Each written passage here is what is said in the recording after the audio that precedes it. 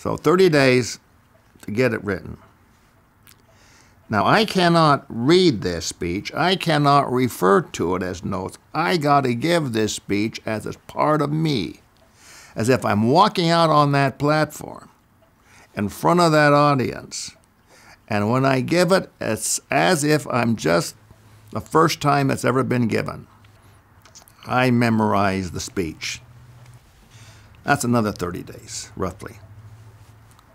So then I start to practice downstairs in my house here. Didn't sound right. But one thing I knew for sure, everybody needs a coach. I mean, everybody has to have a coach, someone that you can turn to that can help you. If you're Magic Johnson, you got to have a coach.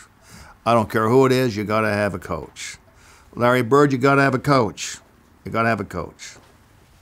So who is the best coach in public speaking? And I felt it was Dr. Royal Garff of the University of Utah. And I'd heard he had just retired. So I called him on the phone. I'd heard so many things about him through the years, how he had influenced so many of the students that he had taught, how to give presentations and stand up and talk and so on. So I call him and ask if I can meet with him. And he has a home up there right near the University of Utah, a very, very nice home, by the way. So I get in there and I tell him the story. I'm going to be giving this speech in about a month's time, and I need a coach, someone that can make sure that the deliverance and how I'm giving it, the timing, just how to hit these words. He said, now, hold on here. Now, you mean to tell me that you're on this rally with all these speakers? I said, yes. Are you telling me that this is the first speech you've ever given? I said, yes. Do you mean to tell me that you've never had a speech teacher teach you how to give an oratory speech? Yes. He said, it's not fair. It's not right. He hit the doggone desk. He said, I have devoted my life to be able to speak and to teach kids how to speak. And here I would give my left arm if I could be able to speak on that rally with those speakers.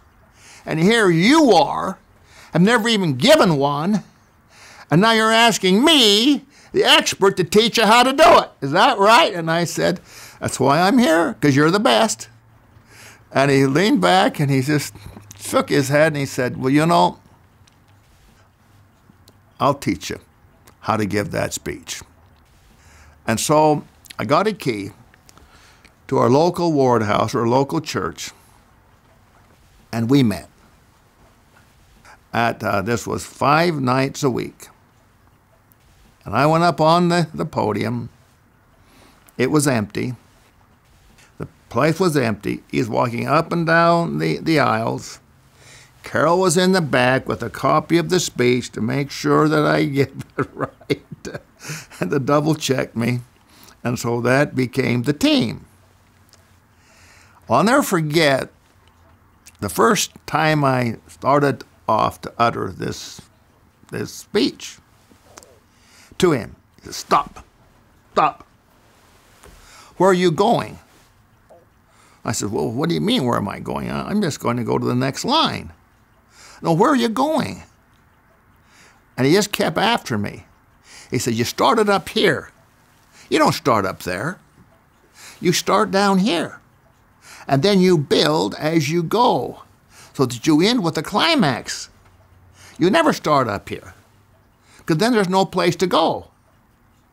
You start down here. I'll never forget how he expressed that to me.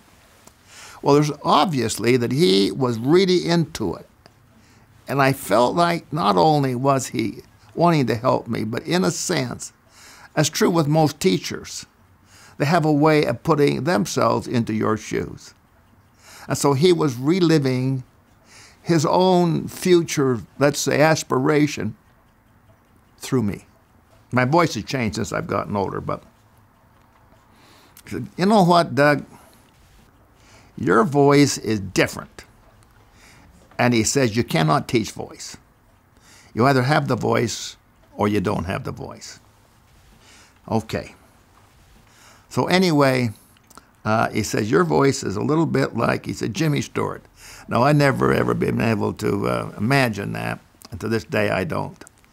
But the quality, he says, a little bit different, and therefore it sticks, it stands out. And he says, my voice is not as good as your voice. To penetrate and to be remembered. My voice is not a voice that you remember as much as your voice. So we built quite a relationship. So it was day after day, week after week, and boy, it's getting closer and closer. Now we come down to the night before I am to leave, the last time I'm going to practice this speech in the church house. And I get all through. And he says, jumps up. While he's walking, Doug, he says, I want to tell you something. You will be the most remembered, and you're going to give the best speech of anyone on that rally. I guarantee it. And Carol speaks up. Dr. Garff, he forgot one full page of notes. And I could not remember forgetting that page, but it was critical. It had to be in there to maintain that continuity and flow of the message that I hope to leave.